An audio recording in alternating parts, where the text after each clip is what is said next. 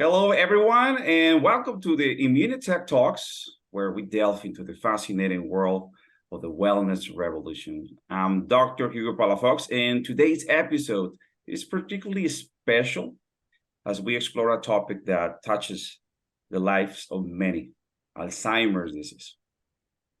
And I have here with me an esteemed doctor, a wonderful person, and a remarkable professional who will share his insight into the complexities of Alzheimer's.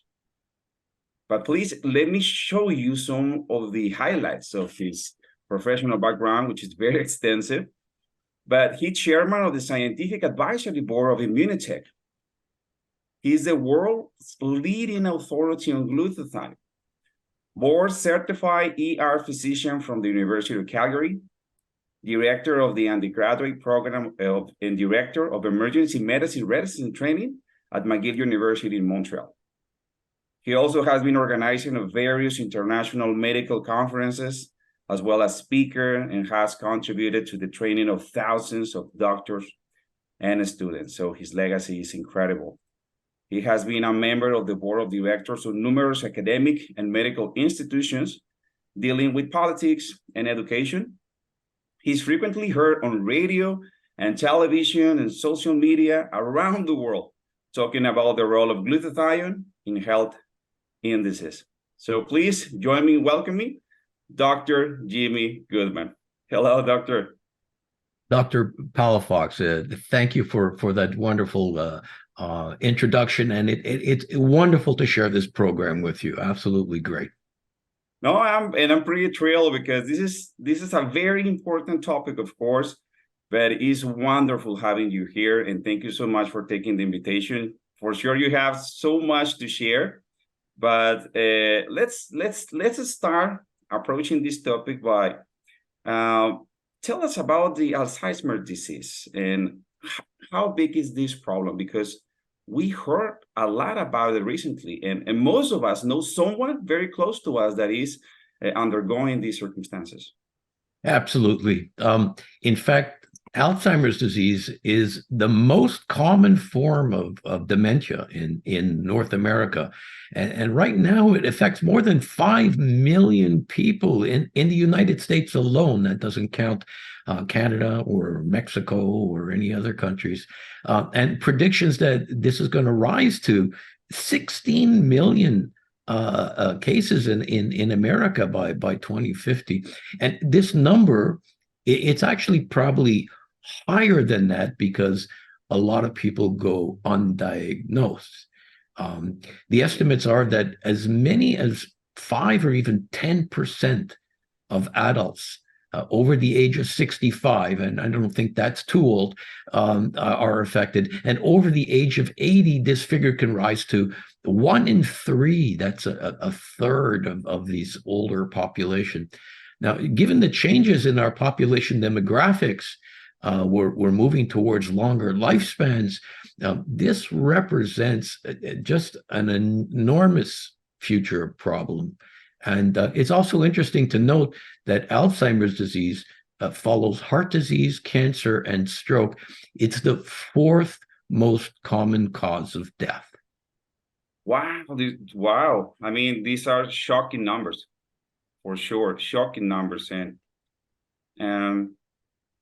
I'm trying to think what we are missing here, right? As a society, why this is happening, but probably that discussion is for another time, because these are very dramatic numbers and stats and all the connections. So, but what is exactly Alzheimer's disease? I mean, how would you best describe the course of the illness? Of course, a good place to start. Alzheimer's is classified as a neurodegenerative disease, where there's progressive deterioration of memory, comprehension, intellectual function, and behavior. It could start off slowly, subtly, with a slow progression over 20 years, or in certain cases, the patient might deteriorate rapidly with a scary decline in mental capacity over a short period of time. But on average, the duration is about 7 years. Now, not to be confused with simple forgetfulness of normal aging, Alzheimer's disease leads to significant memory lapses and dramatic mood changes, emotional outbursts, childish behavior, an inability to retain new information, and general confusion or disorientation. Their health and general abilities decline over time until the patient can't take care of themselves and eventually dies. So it's progressive, and it will depend. In some people, it's pretty fast. Uh, Everything what is happening, and in some others will be like slightly progressing. Because yes, from my own experience, I have seen both cases in where the brain goes down pretty fast, and some other time is like very progressive, but eventually we have fatal situation at the end. So, but what is happening in the brain, Dr. Gutman? What is happening there? Because that's where the situation is. So what is happening with those cells? Well, when you look closely at Alzheimer's disease, you'll see a degeneration of brain nerve cells and an actual shrinking of the brain mass. Although the exact cause is not yet known, certain changes in the brain have been well identified. Patients have decreased levels of certain neurotransmitters. These relay messages from neuron to neuron. And two other striking microscopic features are what we call neurofibrillary tangles and neural plaque formation. These are plaque-like structures that develop in the brain, and they interfere with normal cognitive processes. And they're made up of this sticky mess of fat and protein that we call amyloid. And these can block cell-to-cell signaling, and even worse, it can trigger an immune system reaction that leads to inflammation and eventual destruction of this amyloid plaque stuff and surrounding tissue. And this is one reason that contributes to what we call a shrinking brain that we see in CT scans of advanced Alzheimer's patients. And I mean, this is very complex, and I see it like a cascade of situation. One thing is connected to another, but how is diagnosed? Is there like a specific analysis so professional can diagnose it? What we know about that? Well, there's no single specific test for Alzheimer's. Sometimes it's apparent on clinical exam, but there are a number of blood tests that people are looking at, and we'll look at one a little bit later on, and I guess in our discussion, but right now it's a combination of clinical examination and, of course, the CT scan or MRI. And if you've progressed on in your Alzheimer's, these are actually sensitive tests. They will actually show changes in the physical appearance of the brain, and this is a more definitive test. Okay. So there is something I'm thinking about the cause. You just mentioned it that there's no clear identified cause behind it, right? But what we have heard, I suppose that there are efforts, right, to really understand what is the cause of that. Oh, for sure. So you're right. We don't fully understand the cause, but there are a number of theories that try to explain these changes. Let's go back a little in history. Years ago, Alzheimer's was thought to be just a variant of the normal aging process. We used to call it senile dementia. But yeah. Yes, I have heard about it. Sorry, yeah. Yes. But now it's clear that Alzheimer's is a separate disease. It's an abnormal condition. But there are a number of factors that may at least delay or slow its progression.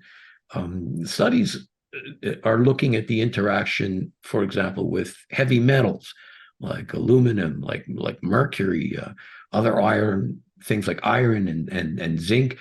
All of these lead to plaque formation. So a strong argument, and you'll appreciate this, Dr. Palafox, has been made for the role of oxidative stress and free radical formation in promoting the damage in these tissues. Okay. Yes. I mean, I have been involved with the antioxidant metabolism in our body.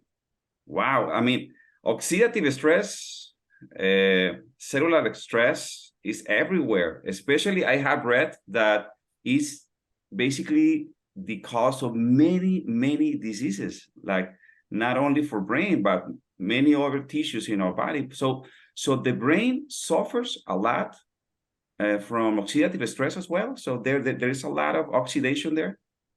Oh, for sure. The brain represents just a few percent of our total body weight, but probably uses 20% of the oxygen that we breathe. So oxygen, oxidation, oxidative stress, free radical damage. And so where does glutathione fit into this picture? Think about it. Yeah. If heavy metals are involved in the progression of Alzheimer's, well, even there, glutathione plays a critical role in the elimination and detoxification of these heavy metals. A number of potential suspects have been lined up: iron, copper, zinc, aluminum, and others we mentioned. Now, it's important to point out that these metals are important in human physiology, but when they accumulate to high levels or in the wrong places, problems are going to result. So researchers have described how metals and Alzheimer's disease interact, and they've clearly stated that the protective role of glutathione requires more focus from the research community while they search for new treatments.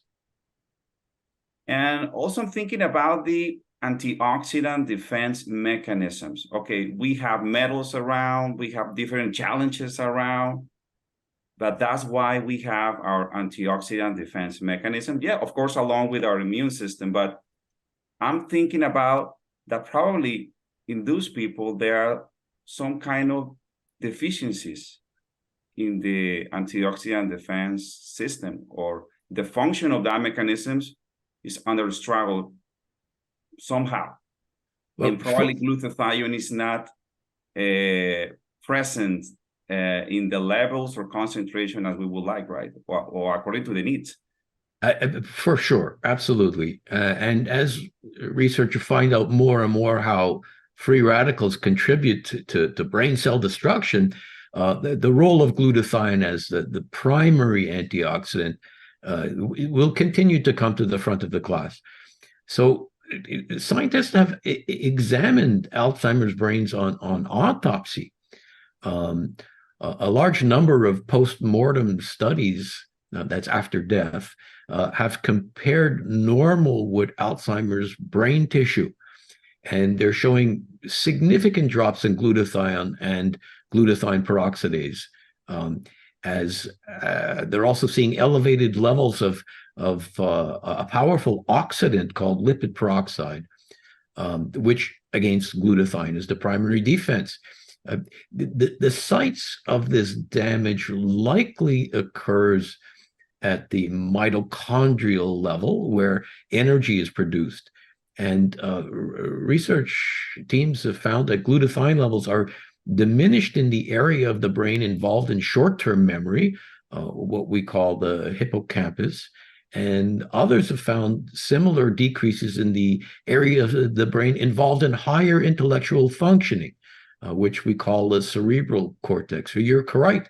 Glutathione levels are severely diminished. in these Alzheimer's brains.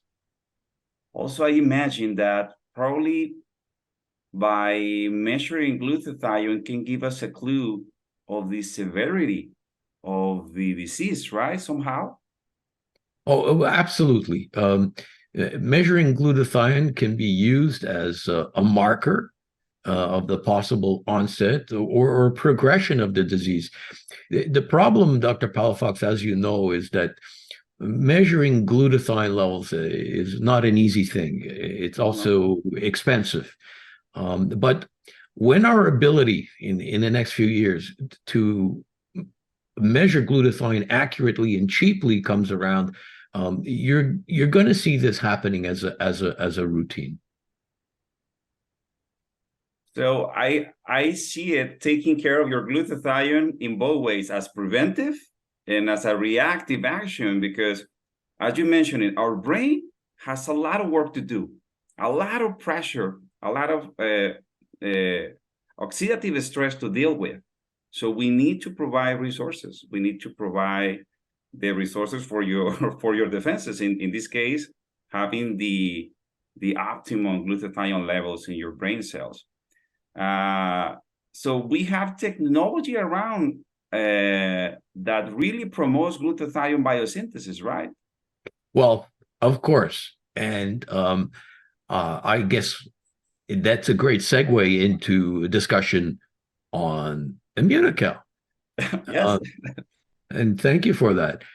So Immunical, for people who don't know what it is, it's a whey protein isolate specifically developed to raise glutathione. We know that eating glutathione itself is not an efficient way to raise body stores of glutathione. To raise glutathione levels in your body, you need to ingest what we call the precursors or specific building blocks so that your cells manufacture glutathione themselves. I've seen you talk about this, Dr. Palafox, and there's an excellent video circulating now where you mention this. Immunical provides the specific nutrition for your cells to make glutathione, as proven by multiple studies. Immunitech, the makers of Immunical, they've invested serious time and funds into researching its effect on general health, but more recently on brain health, especially in neurodegenerative diseases. So I welcome everybody to visit the Immunitech website to find out more and to access these studies and read them themselves.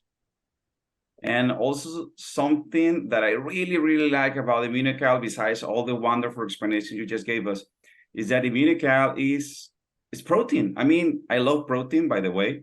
I'm so conscious about the value of protein. So including Immunical in your daily nutrition is like so easy. It's like, okay, you need to eat. You need to eat protein. Okay, let's bring Immunical in some part of that protein in your daily basis. So it's fantastic because you are using the technology behind a dietary supplements is part of your nutrition, but it has this remarkable effect on your glutathione biosynthesis. So we are not talking about here some suspicious and compound or drug or something. No. This is natural product. This is food that can provide a remarkable effect on your immunity, and especially in this case, to promote optimum glutathione levels all over your body, but in this case, we are worried about our brains, right?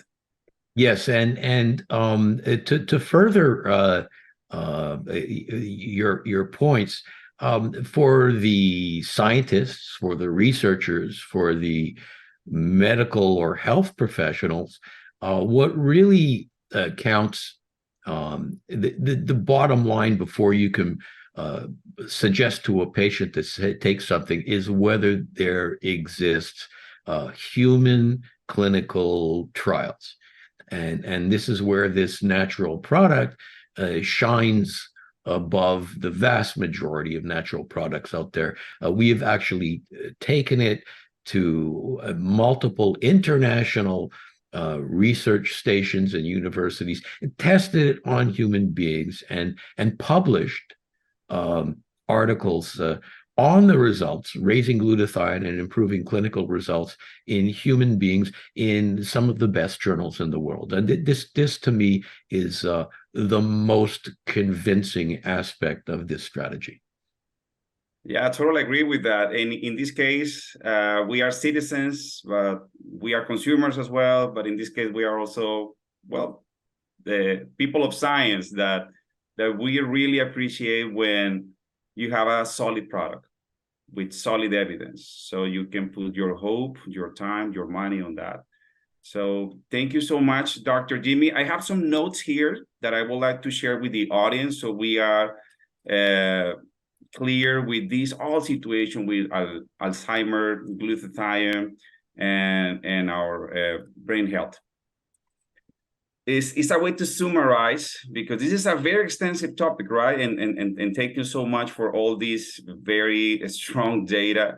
Now I can see that Alzheimer's disease is a form of neurodegenerative disease, right? In which the brain actually breaks down and shrinks in size. That's shocking. I mean, we don't want that at all.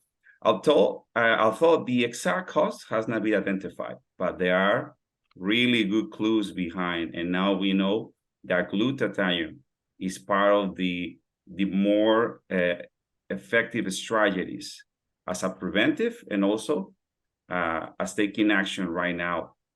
Because glutathione, as we know, is a naturally occurring substance in our bodies, in our brain cells.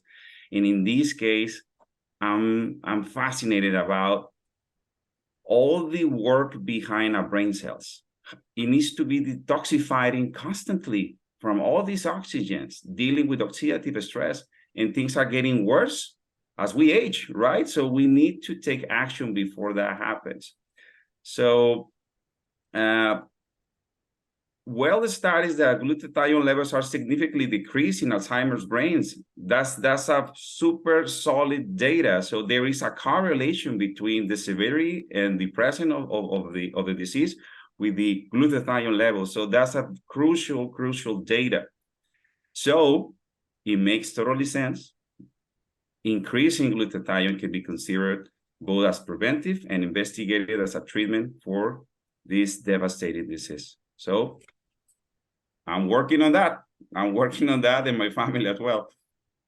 Excellent summary, Dr. Palafox. Really very clear. I think that the listeners really appreciate that. And I appreciate working with you. Your comments are fantastic. This was a lot of fun. So I thank you, and I thank Immunitech for inviting me to this call.